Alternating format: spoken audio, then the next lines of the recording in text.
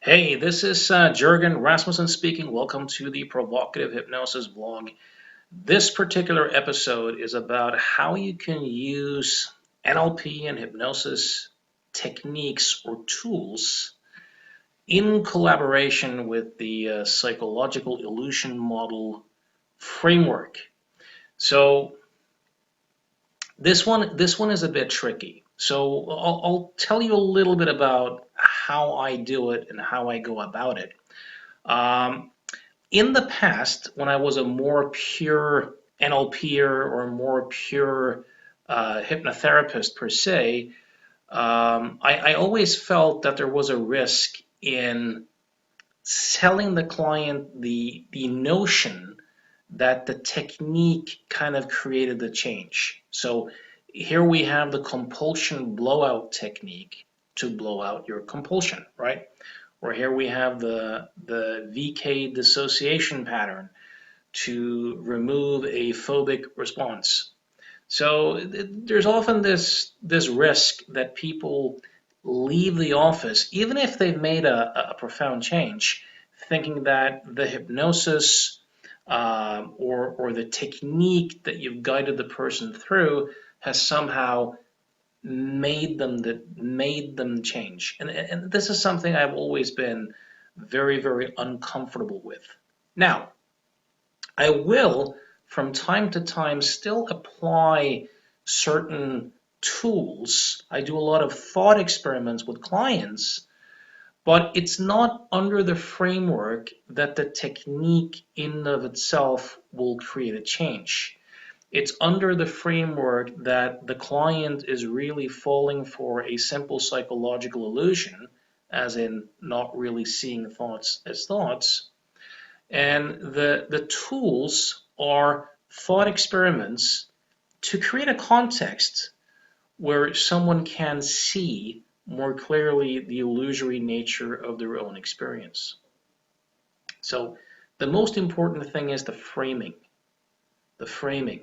that the tools are used as a kind of delivery system, as a set of thought experiments, as a set of pointers where someone can have a realization into the illusory nature of their own experience.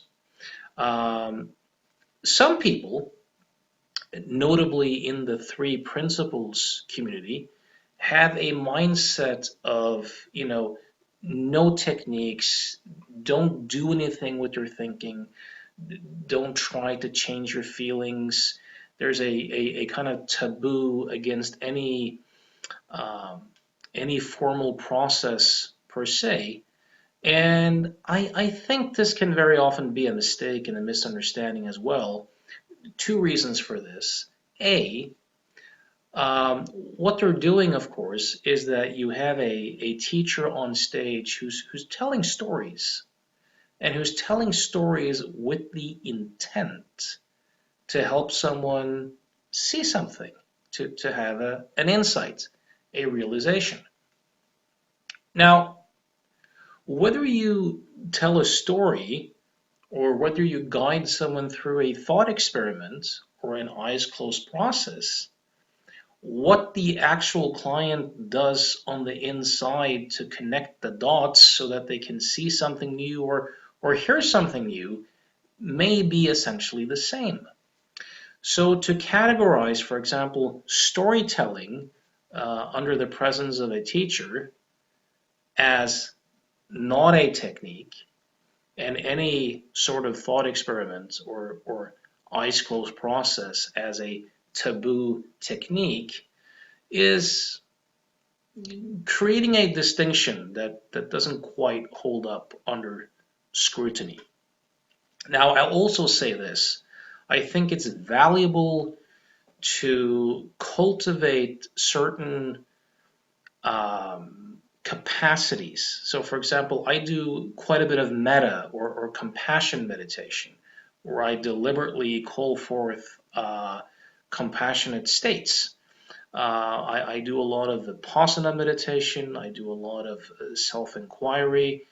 This is, of course, systematic, call it mental in quotation marks, training that cultivates compassion, focused attention, and an ability to see thoughts as thoughts, an ability to be present with experience, with equanimity, the experience, the capacity to differentiate between body sensations and stories, for example, um, to meditate on the illusory nature of the self.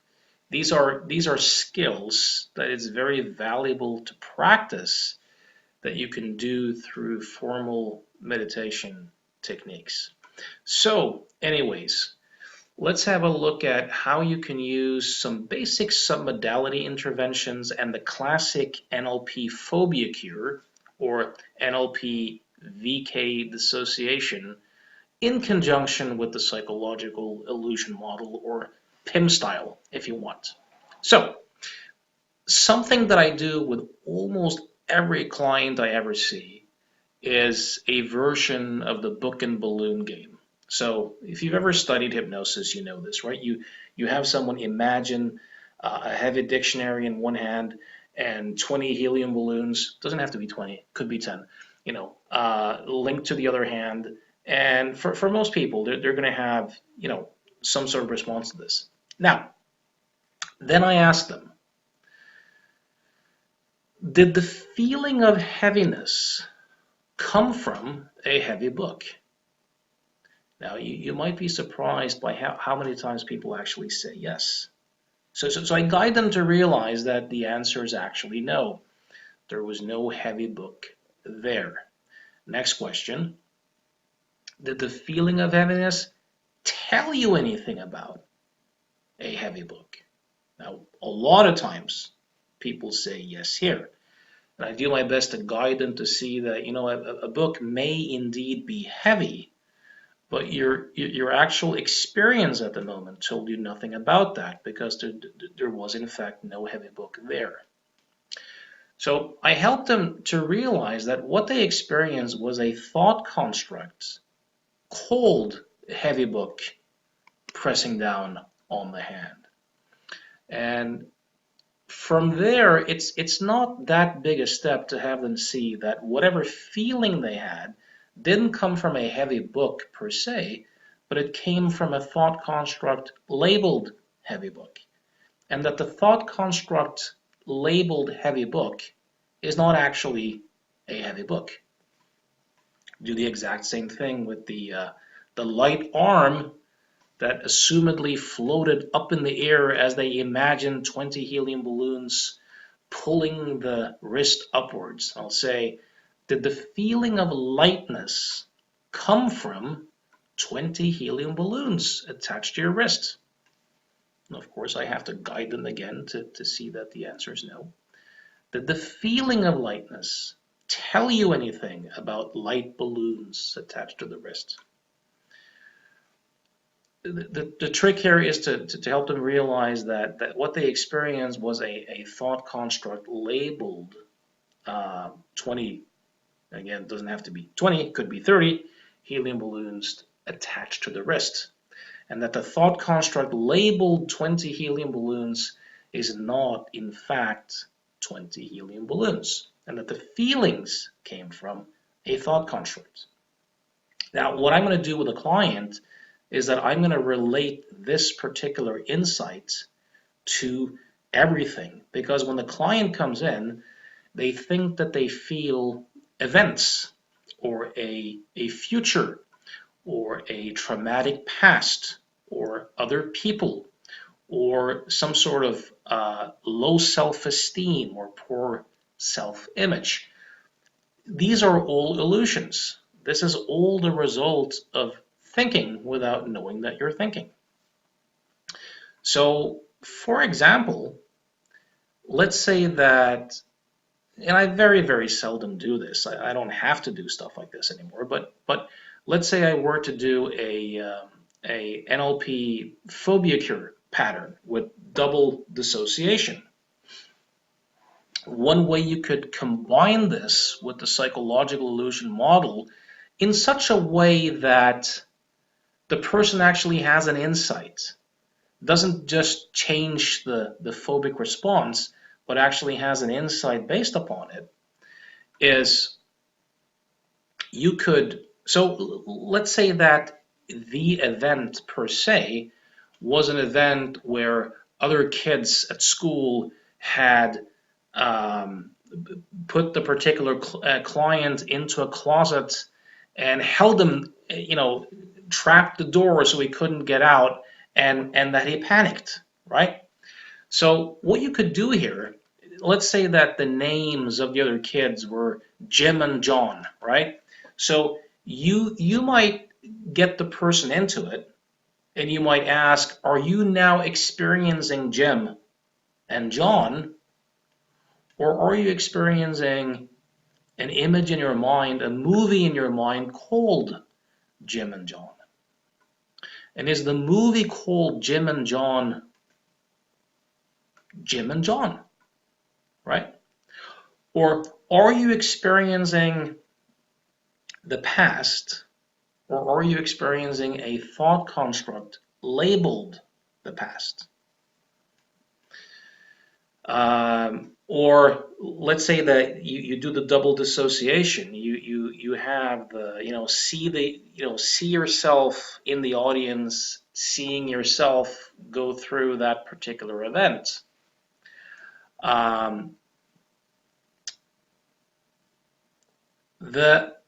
The self that goes through the event, is that you, or is it an image titled you, right? Then you can help them realize that no matter what happens to the image labeled I, you don't share the destiny with that particular character.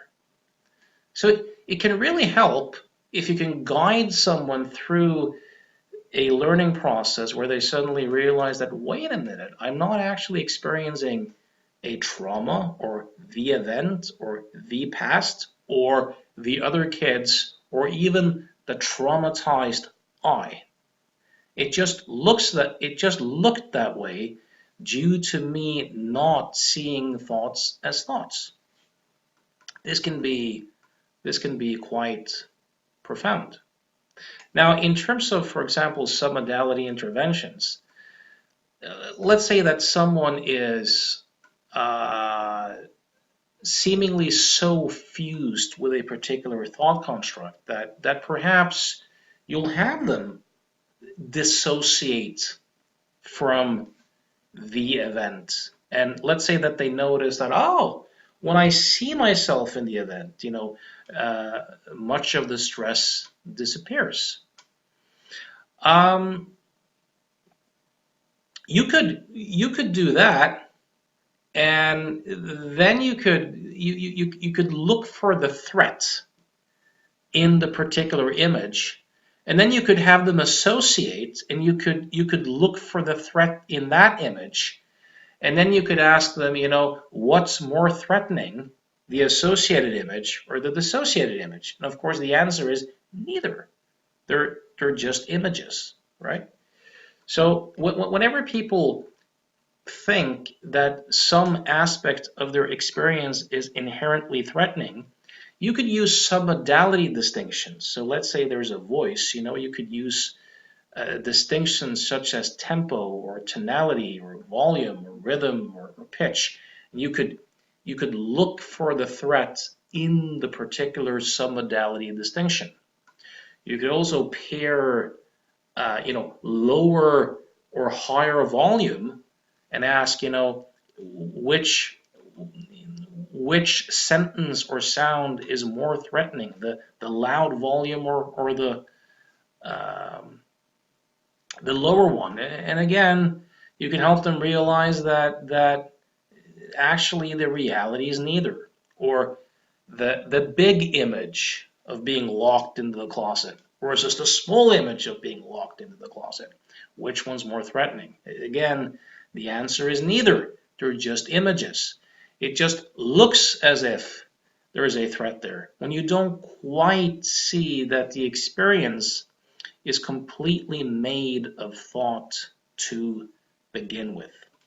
So even when you, in quotation marks, associate into the experience, and let's say that you imagine or you re-experience, being rejected by someone, you could ask the person, are you experiencing Jill at the moment, or are you experiencing a thought construct labeled Jill? Is the thought construct labeled Jill the same as Jill?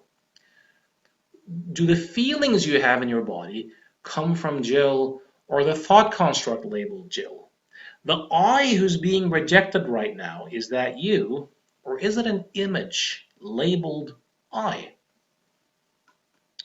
Do you, consciousness itself, share the destiny of the thought construct labeled I, for example?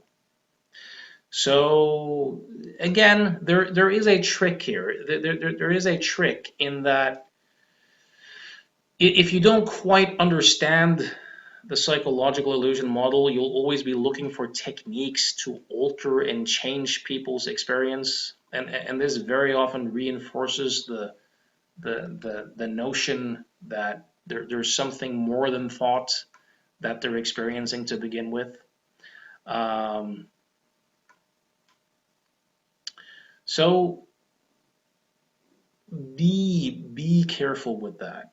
But again, if you are going to use a process such as the phobia cure or something like that, you can make it even more effective utilizing this psychological illusion model framework, and you can make it more likely that they will have an insight, make a discovery as well, instead of just altering that particular response, but being just as diluted in terms of where their experience is coming from than they were when they came in. Because one thing that I more and more had trouble with when I used to work in a more traditional way was that someone could come in, be convinced that the situation or the other person was creating their internal experience.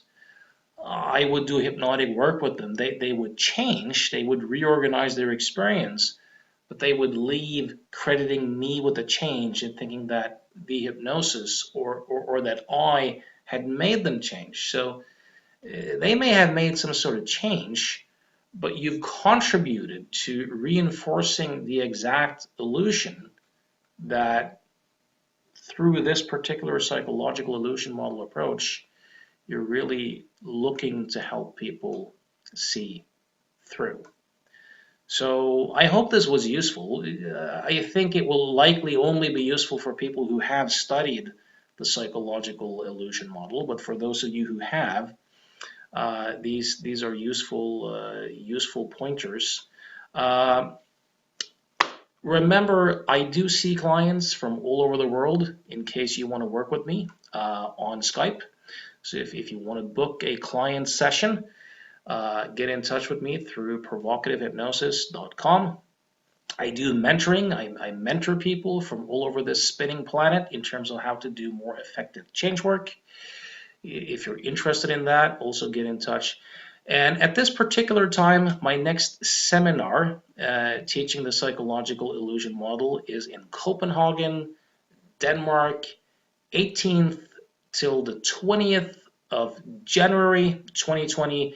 And there's an additional one-day deep dive, which goes into seeing through the illusory nature of the self. So that's going to be very interesting. You can go to, again, provocativehypnosis.com or changework.events.